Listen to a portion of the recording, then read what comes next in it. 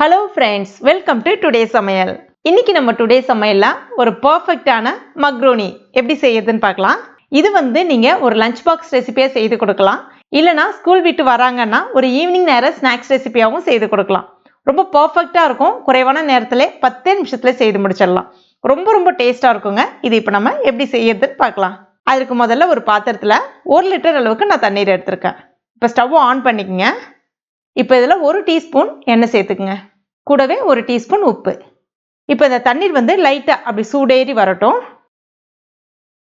இப்போ இதில் நான் 2 கப் மக்ரோனி சேர்க்குறேன். மொத்தமாக இது சரியாக 350 கிராம் அளவுக்கு இருக்கும்.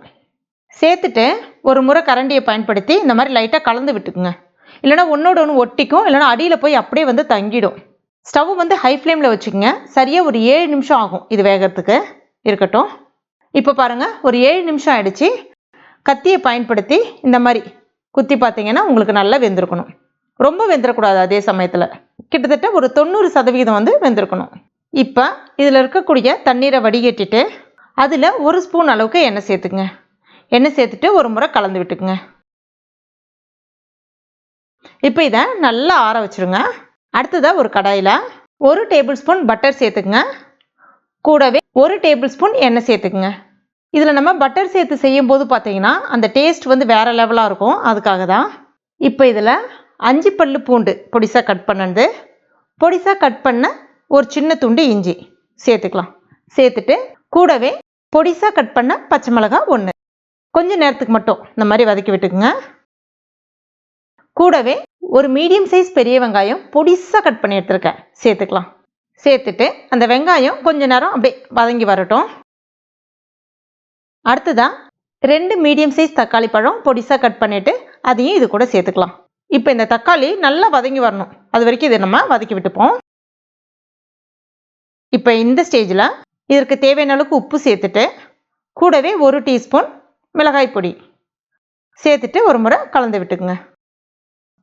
அடுத்து காய்கறிகள் சேர்த்துக்கலாம். பொடிசாக கட் பண்ண குடைமிளகாய் பாதி, கேரட் 1 அதையும் சேர்த்துட்டு கொஞ்ச நேரம் கலந்து விட்டுட்டு இப்போ இதை மூடி வச்சுருங்க. ஸ்டவ் மீடியம் ஃப்ளேமில் வச்சுக்கோங்க. கொஞ்ச நேரம் அது வேகட்டும். அந்த காய் ஜஸ்ட் 1 நிமிஷம் போல் இருந்தால் போதும். இப்போ இதை நம்ம திறந்து பார்க்கலாம். இப்போ பாருங்கள், காய் நல்லா வந்திருக்கு.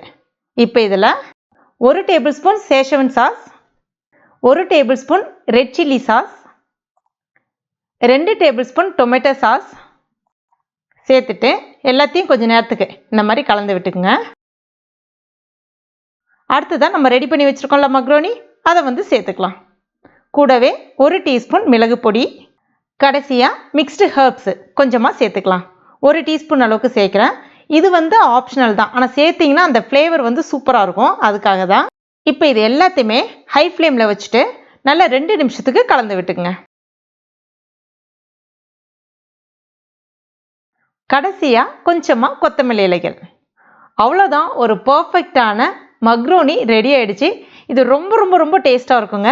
இது நீங்கள் காலை நேரத்தில் நீங்கள் பசங்களுக்கு ஒரு அவசரமாக ஒரு லஞ்ச் பாக்ஸ் ரெசிபியாக கூட செய்து கொடுக்கலாம். இல்லைனா ஈவினிங் நேரம் ஸ்நாக்ஸ் ரெசிபியாக கூட செய்து கொடுக்கலாம். அவ்வளோ சூப்பராக இருக்கும். டப்பாவை காலி பண்ணிவிட்டு வந்துடுவாங்க. அவ்வளோ டேஸ்ட்டாக இருக்குங்க. கண்டிப்பாக ஒரு முறை உங்கள் வீட்டில் ட்ரை பண்ணி பாருங்கள். ட்ரை பண்ணி பார்த்துட்டு மறக்காமல் எனக்கு கமெண்ட் பண்ணுங்கள். இந்த வீடியோ உங்களுக்கு பிடிச்சிருந்தா லைக் பண்ணுங்கள். உங்கள் நண்பர்கள் மற்றும் ஃபேமிலி மெம்பர்ஸ் கூட மறக்காமல் ஷேர் பண்ணிங்க. மேலும் இது போன்ற டேஸ்டி ரெசிபிகளுக்கு நம்ம டுடே சமையல் இது வரைக்கும் நீங்கள் சப்ஸ்கிரைப் பண்ணலைன்னா உடனே சப்ஸ்கிரைப் பண்ணிங்க. கூடவே மறக்காமல் அந்த பெல் நோட்டிஃபிகேஷன் சிம்பிளையும் ப்ரெஸ் பண்ணிங்க. தேங்க்யூ.